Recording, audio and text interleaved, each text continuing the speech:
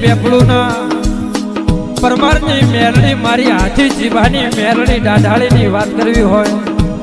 એ એક બાજુ પેપળુના નકળકની ધજા ફરકે છે અને એક બાજુ જોગણીની ધજા ફરકે છે વસમાં મારી મેલડીની ધજા ફરકે છે અને એની વાત કરવી હોય બાપ એ આય મારી હાથી જીવાની મેલડી આય માં